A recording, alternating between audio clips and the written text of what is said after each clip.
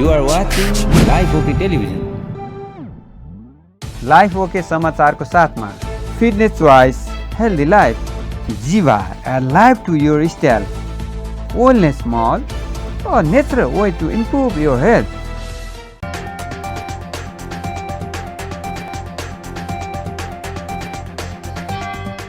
नमस्कार, life okay समाचारमा स्वागत छ। सुरुमा प्रमुख समाचार।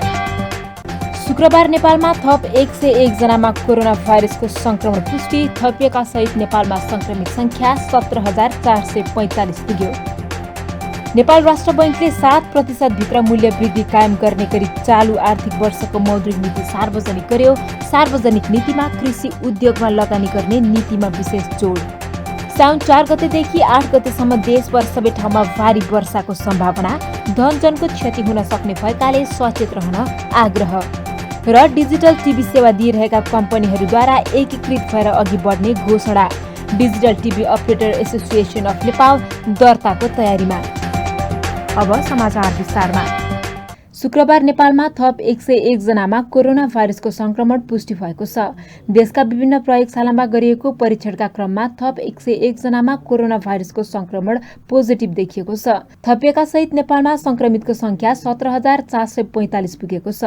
शुक्रबार थप 285 जना कोरोना संक्रमण मुक्त भएका छन्। यो सहित नेपालमा हालसम्म 11,534 जना उपचारपछि निको भएका छन्। त्यस्तै थप 1 जनाको कोरोनाबाट मृत्यु भएको छ। मृत्यु हुनेमा सप्तरी जिल्ला राजविराज नगरपालिकाका 73 वर्षीय पुरुष रहेका छन्। यससँगै नेपालमा कोरोनाको कारण मृत्यु हुनेको संख्या 40 पुगेको स्वास्थ्य मन्त्रालयका प्रवक्ता डाक्टर जागेश्वर गौतमले जानकारी दिनुभएको छ। क्वारेन्टाइनमा रहनुभएका व्यक्तिहरूको संख्या 22,756 छ।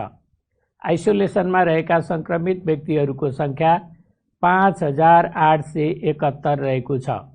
कोभिड-19बाट संक्रमण मुक्त भई गत 24 घण्टामा डिस्चार्ज हुनुहुनेहरूमा जम्मा 285 जना र आजसम्म डिस्चार्ज हुनुहुने जम्मा 11,534 र अहिलेसम्म 66.12% संक्रमितहरू निको भई फर्किसक्नु भएको छ।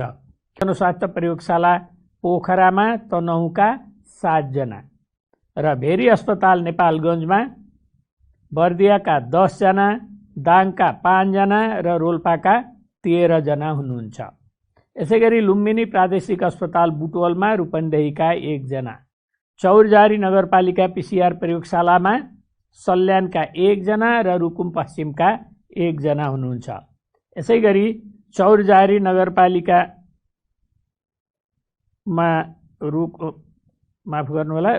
सल्यानका 1 जना र रुकुम पश्चिमका 1 जना हुनुहुन्छ।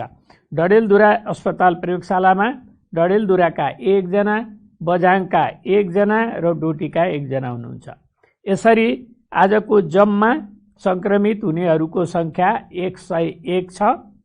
हाल सक्रिय संक्रमितको संख्या 5,871 छ र संक्रमण मुक्त भई घर फर्किने प्लस संक्रमितहरूको संख्या जोड्दा जम्मा 17,445 छ। डायबिटिज तथा मुटुको दीर्घरोगी 73 वर्षका एक पुरुष जसको यसअघि नै 2 पटक मुटुमा स्टेन्ट समेत राखिएको, उहाँ असार 31 गते बेलुकी खोकी, ज्वरो तथा श्वास प्रश्वासमा समस्या भई डीपी कोइराला स्वास्थ्य विज्ञान प्रतिष्ठान धरानको इमर्जेन्सीमा गएको। उहाँको स्वाब सङ्कलन भई परीक्षण गर्दा कोभिड-19 संक्रमण पुष्टि भएको थियो। मृत्यु हुने व्यक्ति डायबिटिज तथा मुटु रोगको दीर्घरोगी रहेको र यसअघि नै 2 पटक मुटुमा स्ट्यान्ड समेत राखिएको मन्त्रालयले जनाएको छ। राष्ट्रिय विपद जोखिम न्यूनीकरण तथा व्यवस्थापन प्राधिकरणले साउन 8 गतेसम्म भारी वर्षा हुने भन्दै सतर्क रहन आग्रह गरेको छ। सिंहदरबारमा शुक्रबार आयोजित पत्रकार सम्मेलनमा प्राधिकरणले आइतबार साउन 4 गतेदेखि 8 गतेसम्म देशभर सबै ठाउँमा वर्षा हुने सम्भावना रहेको जनाएको हो। प्राधिकरणले प्रदेश 1, प्रदेश 2, बागमती प्रदेश, गण्डकी प्रदेश तथा प्रदेश 5 का केही र सुदूरपश्चिम तथा कर्णाली प्रदेशका थोरै ठाउँमा भारी वर्षा हुने सम्भावना रहेको जनाएको छ। 5 दिनसम्म पर्ने पानीले देशभरका साना ठूला नदीहरूको जलसतह उल्लेख्य बढ्ने सम्भावना भएकाले केही नदीले सतर्कताको तह पार गर्ने भएकाले धेरै परिवार विस्थापित हुन सक्ने र जनधनको क्षति हुन सक्ने अनुमान गरिएको छ। यो चिजहरूलाई हामी संयुक्त रूपमा जल तथा मौसम विज्ञान विभाग हामी सबैले यसलाई प्रेसमा हामीले लिएर आउँछौँ र यो हप्ताको लागि हामीहरूले मुख्य गरी यो विपद व्यवस्थापनमा संलग्न सुरक्षा निकायहरूलाई उद्धार तथा राहतको लागि तैनात गरेर राखिसकेका छौँ। यो चिजहरूलाई हामी फेरि अझै सम्प्रेषण पनि गर्छौँ। हाम्रो उच्चस्तरीय राज्यका राजनीतिक संयन्त्रहरूमा यसलाई हामीले खबरहरू पुर्याइसकेका छौँ। सरकारी तथा गैर सरकारी निकायहरू, रेड क्रस कर्मीहरू तथा निजी क्षेत्र समेत तयारी अवस्थामा रही तुरन्त परिचालित हुने व्यवस्था मिलाइसकिएको छ। यो अघि जल तथा मौसम विज्ञान विभागले उहाँहरूले यो जुन 24 घण्टा यो व्यवस्था गर्नुभएको जुन प्रणाली छ त्यो सँगसँगै हरेक यो हाम्रो नेसनल इमर्जेन्सी अपरेसन सेन्टर र हाम्रो राष्ट्रिय आपतकालीन कार्य सञ्चालन केन्द्रको 1149 लगायत त्यो नम्बरहरूमा हामीले 24 घण्टा हामीहरूले सम्पर्क गर्न सक्ने बारेमा पनि आम सर्वसाधारणलाई जानकारी गराउँदैछौँ। यो मौसमको प्रणालीको विश्लेषणहरू हरेक दिन डिएचएमले बिहान बेलुका सधैँ निकाल्नुहुन्छ। यसको उद्देश्य नै कसरी हामीहरू संयुक्त रूपमा हामीले जनधनलाई कमभन्दा कम क्षति त्योभन्दा पनि कम क्षति होस् भन्ने हाम्रो संयुक्त प्रयास हो। यो 5 दिन पहाडी भूभागका ससाना नदीहरूमा समेत आकस्मिक बहाव बढ्ने कुरा अघि नै प्रस्तुत गरि पनि सक्नुभयो। पहिरो कारणले गर्दा पनि धेरै घर परिवारहरू विस्थापित हुन सक्ने र जनधनको क्षति हुन सक्ने अनुमान हामीले संयुक्त रूपमा गरेका छौँ। नेपालमा मनसुनी घटना तथा बाढी पहिरोबाट जेठ 31 गतेबाट साउन 2 गतेसम्म 101 जनाको मृत्यु भएको प्राधिकरणको तथ्याङ्क छ। त्यस्तै बाढी पहिरोमा परि 51 जना बेपत्ता छन् भने 41 जना घाइते भएका छन्। कुल 136 घरमा क्षति पुगेको विपद व्यवस्थापन प्राधिकरणको तथ्याङ्क रहेको प्राधिकरणका प्रमुख कार्यकारी अधिकृत अनिल पोखरेलले जानकारी दिनुभयो। नेपालमा डिजिटल टिभी सेवा दिइरहेका कम्पनीहरूले एकीकृत भएर अघि बढ्ने घोषणा गरेका छन्। नेपालमा डिजिटल माध्यमबाट टेलिभिजन सेवा दिइरहेका कम्पनीहरूले शुक्रबार काठमाडौँमा संयुक्त रूपमा पत्रकार सम्मेलन गर्दै digital TV operator association of Nepal दर्ता गर्ने तयारी गरिएको जानकारी दिएका हुन्। यद्यपि यसको कानूनी दर्ता प्रक्रिया भने सकिएको छैन। गएको हप्ता नेपालका विरुद्धमा गलत समाचार दिएको भन्दै भारतीय च्यानल बन्द गर्न संगठित संस्था नहुँदा समस्या भएको भन्दै उनीहरूले अबदेखि एकीकृत भएर पैरवी गर्ने घोषणा समेत गरेका छन्। मल्टी सर्भिस अपरेटरहरूले नयाँ संस्थाको आवश्यकता महसुस भएकाले एसोसिएसन गर्न लागि दावी गरेका छन्। केबल टिभी व्यवसाय फरक भएको तर डिजिटल सेवा दिनेहरू आफै पनि मल्टी सर्भिस प्रोभाइडर पनि भएकाले छुट्टै संस्थाको आवश्यकता भएको डिसोमका प्रबन्ध निर्देशक एवं एसोसिएसनका अध्यक्ष सुदीप आचार्यले जानकारी दिनुभयो। महासङ्घ केवल महासङ्घको पनि छँदैछ होइन, आफ्नै औचित्य छँदैछ, किनभने त्यसको स्ट्रक्चर अलिकति फरक छ। त्यसमा हाम्रै साथीहरू पनि इन्भल्भ हुन्छ, म पनि इन्भल्भ छु इन द सेन्स द्याट हामीले केबल टेलिभिजन पनि चलाइरहेछौँ होइन। तर यसका च्यालेन्जेसहरू अलिकति फरक के भयो भने हामी चाहिँ अझै माथि बसेर डिजिटल प्लेटफर्म आइसकेपछि हाम्रो पार्ट र केबलको पार्ट चाहिँ अलिकति फरक भएको देखिन्छ। किनभने अब पहिला चाहिँ केबल महासङ्घ हुँदा चाहिँ कस्तो छ भने अपरेटरहरू नै लाइसेन्सै 700 भन्दा बढी लाइसेन्स बाँडेको अवस्था थियो र रन गरेको पनि 300-400 त रन गरिरहेको थियो। इभन एक्चुअल काउन्ट पनि थाहा नहुने अवस्था थियो होइन। त्यसले गर्दाखेरि त्यसको आफ्नै च्यालेन्जेसहरू थिए र अझै पनि भनौँ न अब एलसिओहरू अझै पनि हुनुहुन्छ, फ्रेन्चाइजहरू अझै पनि हुनुहुन्छ। त्यही भएर त्यो संस्थाको पनि अझै चाहिँ औचित्य अझै पनि रहन्छ जस्तो लाग्छ मलाई होइन। त्यसले पनि एड्रेस गर्नुपर्ने कुराहरू छ र हामीहरूको रोल चाहिँ कस्तो छ भने हामी चाहिँ मल्टी सर्भिस अपरेटर एमएसओ भनौँ न डिजिटल प्लेटफर्ममा आइसकेपछि हामीले उहाँहरूलाई फ्रेन्चाइजलाई एलसिओलाई हामीमध्ये कतिजना एलसिओ पनि हुनुहुन्छ होला होइन, उहाँहरूलाई चाहिँ अनि हामीले च्यानल डिस्ट्रिब्युट गर्छौँ। र हाम्रो रोल चाहिँ अब कस्तो भयो भने अब सरकारी निकायले हेर्दाखेरि पनि हाम्रो पार्टबाट भनौँ न अहिले अब अस्तिकै च्यानलकै चाहिँ यो रोक्दाखेरि पनि त्यो रोल चाहिँ हामीमा आयो कि पहिला चाहिँ त्यो 300वटै केबल अपरेटरको रोलमा हुन्थ्यो भने अब चाहिँ हामी प्रदायकहरू एमएसओहरूको डिजिटल टेलिभिजन अपरेटरहरूको हातमा चाहिँ त्यो कुरा डिसिजन मेकिङ चाहिँ त्यहाँनिर आयो। अब हाम्रो अर्को पोइन्ट के छ भने हामीले डिस्कसन गर्नुपर्ने कुराहरू जस्तो हामीले कन्टेन्टहरू लिएर आउँछौँ होइन, विदेशी कन्टेन्टहरू ल्याउँछौँ। त्यो कन्टेन्ट ल्याउँदाखेरि त्यसको डिल चाहिँ हामीले गर्नुपर्छ। अब भनौँ न as a multi service operator, as a digital platform हामी चाहिँ माथि बसेको हुनाले हामीले गरेर अनि डिस्ट्रिब्युट गर्छौँ। त्यसमा चाहिँ अनि पहिलाको जस्तो केबल महासङ्घको रोल अथवा भनौँ न लोकल केबल अपरेटरको रोलहरू चाहिँ त्यतातिर हुँदैन। उहाँहरूको रोल चाहिँ अब भिन्न किसिमको खालको रोल हुन्छ। त्यो रोललाई पनि एड्रेस गर्ने चाहिँ सबैजनाको हामीले त्यही कुरा फेस गर्छौँ होइन।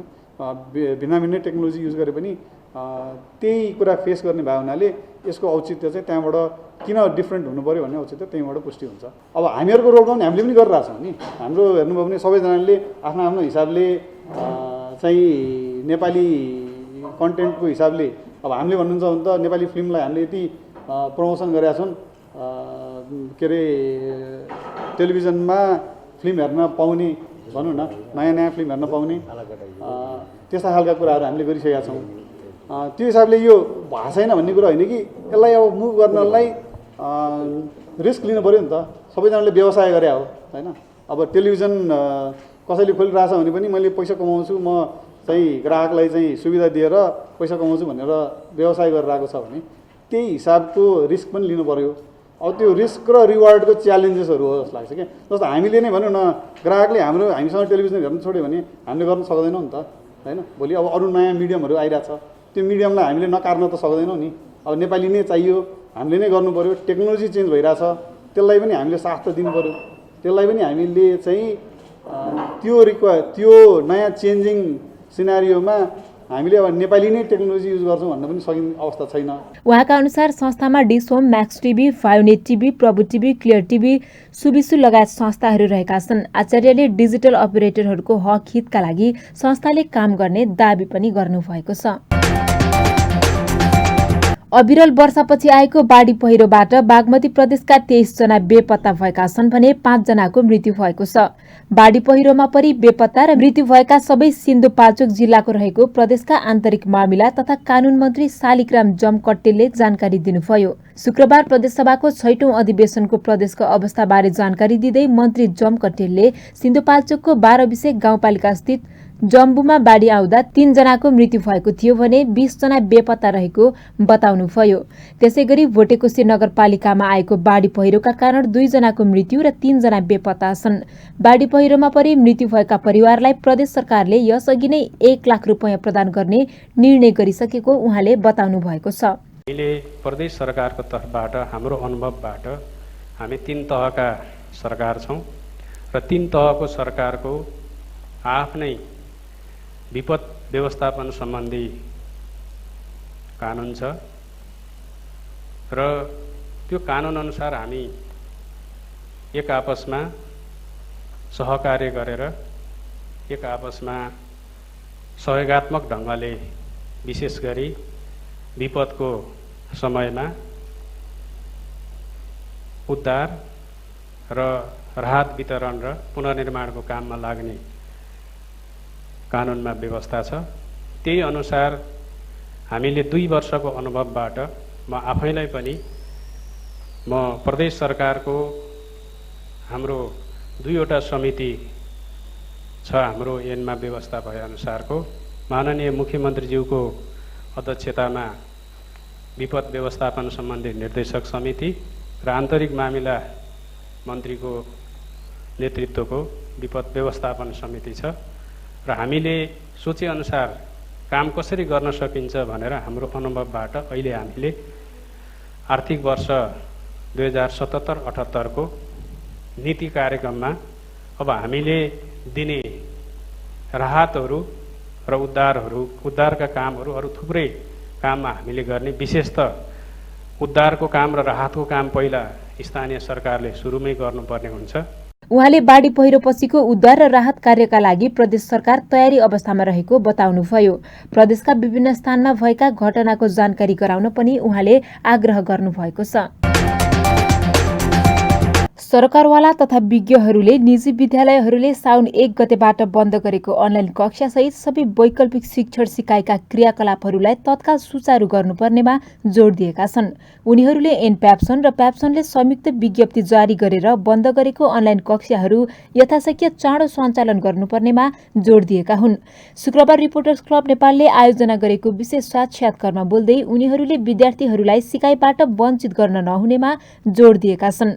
साक्षात्कारमा बोल्दै शिक्षाविद प्राध्यापक डाक्टर विद्यानाथ कोइरालाले शिक्षा क्षेत्रको समस्या समाधानका लागि राज्य बढी जिम्मेवार हुनुपर्नेमा अहिले त्यस्तो नदेखिएको टिप्पणी गर्नुभयो।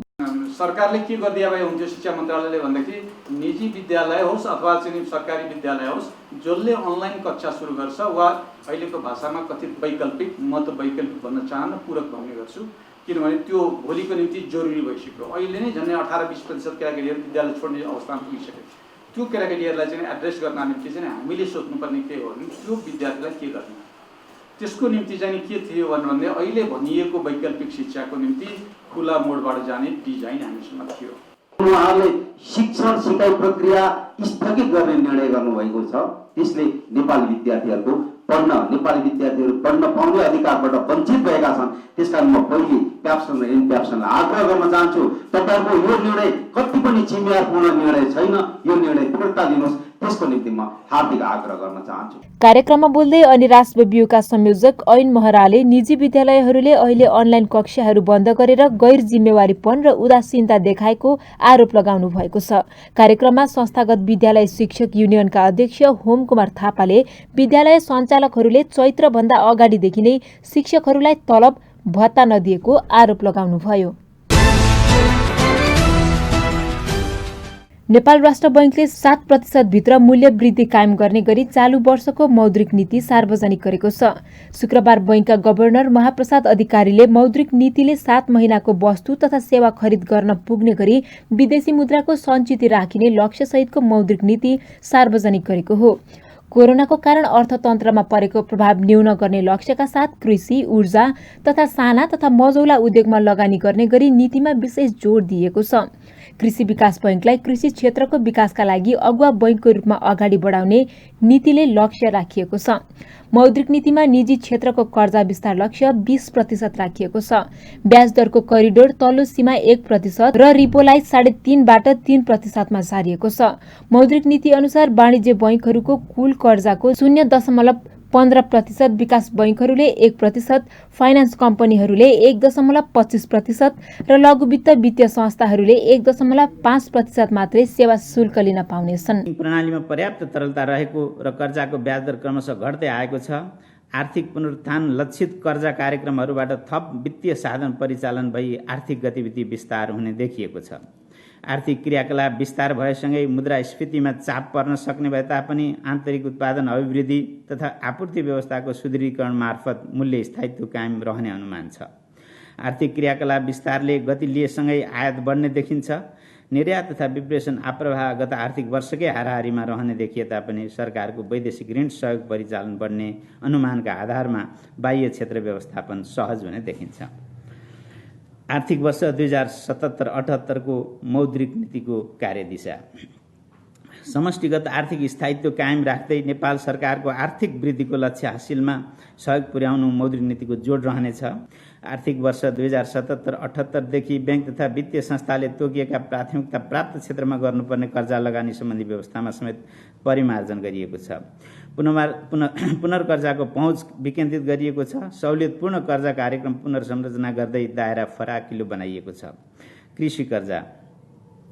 कृषि उत्पादनमा आत्मनिर्भर हुँदै खाद्य सुरक्षा कायम गर्न र बहुसंख्यक नेपालीको आय आर्जन तथा रोजगारीको आधारको रूपमा रहेको कृषि क्षेत्रको विकासका लागि वाणिज्य बैंकले 2080 आषाढ मसान्तसम्म कुल कर्जा लगानीको न्यूनतम 15% कृषि क्षेत्रमा प्रवाह गर्नुपर्ने व्यवस्था गरिनेछ। साथै कृषि कर्जा गणना विधिमा परिमार्जन गरिनेछ। फलफूलमा आत्मनिर्भर हुन सहयोग पुर्याउने गरी व्यावसायिक रूपमा गरिने आँप, सुन्तला, जुनार, मौसम, किवी, ड्र्यागन फ्रुट, कागती, लिची, एभोकाडो लगायतका फलफूल खेतीको लागि लिएको कर्जामा पहिलो वर्ष 0.2% र दोस्रो वर्ष 0.6% मात्र कर्जा नोक्सानी व्यवस्था कायम गरी पुग्ने व्यवस्था मिलाइनेछ।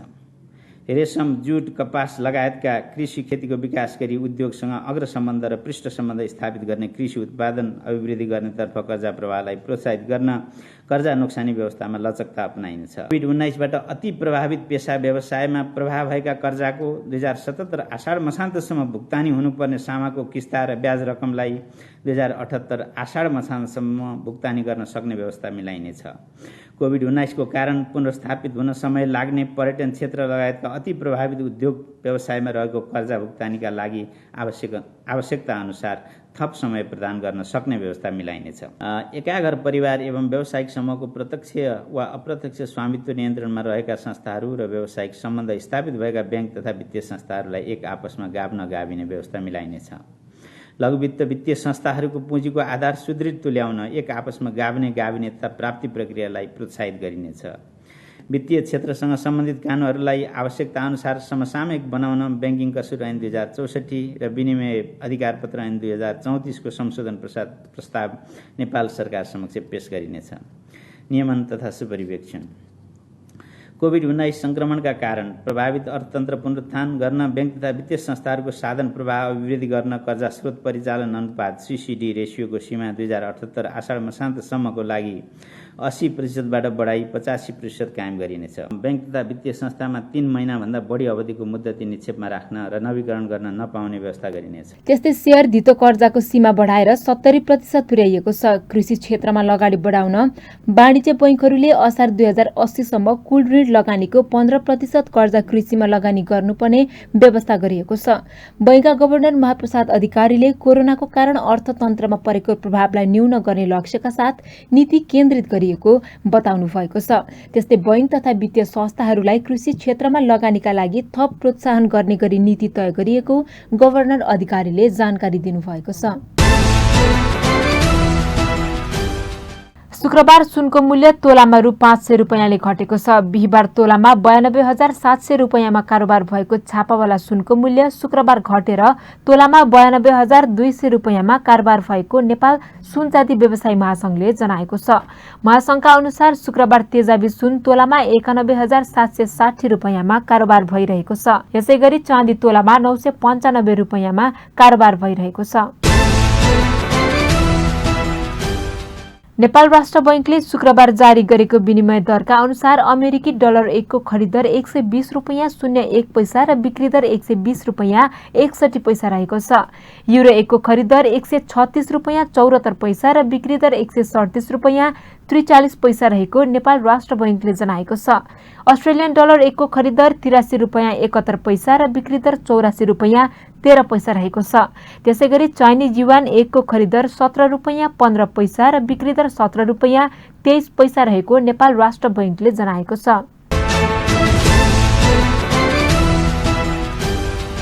मध्य र पूर्वी चीनको बस्ती बाढी र डुबानले नराम्रोसँग प्रभावित भएको छ। हालसम्म 140 जनाको मृत्यु भएको पुष्टि भएको छ। 10 लाख मानिसहरूलाई सुरक्षित स्थानमा सारिएको छ। कतिपय पक्की घरहरू पनि भत्किएका छन्। चीनमा 6 दशक यताकै भारी वर्षा भएको बताइएको छ। बाढीले 9वटै प्रान्त प्रभावित भएको बताइएको छ। अझै 5 दिनसम्म भारी वर्षा हुने चीनका मौसमविदहरूले पूर्वानुमान गरेका छन्। चीनिया अधिकारीहरूले देशका 33 वटा नदीहरूमा उच्च बहाव भएको जानकारी दिएका छन्। चीनको ताजा पानीको सबैभन्दा ठूलो तलाउ भनेर चिनिने पोयोङको धेरै ठाउँका बाँधहरू भत्किएका छन्। बाढी र डुबानबाट प्रभावित भएकाहरूलाई उद्धार तथा राहत पुर्याउन सुरक्षाकर्मीहरू परिचालन गरिएको छ।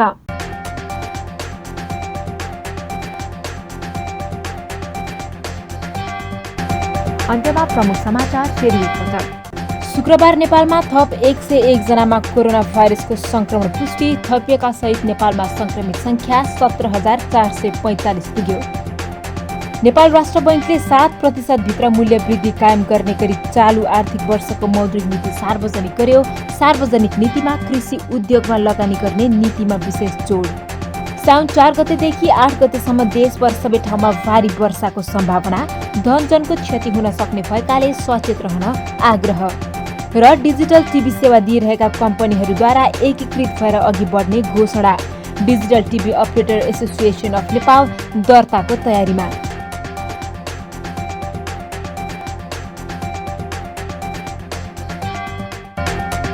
लाइफ ओके समाचार यति नै। हेर्दै गर्नुहोला लाइफ ओके टेलिभिजन। नमस्कार। लाइफ ओके समाचारको साथमा फिटनेस चोइस हेल्दी लाइफ, जीवा a life to your style, wellness mall, a natural way to improve your health.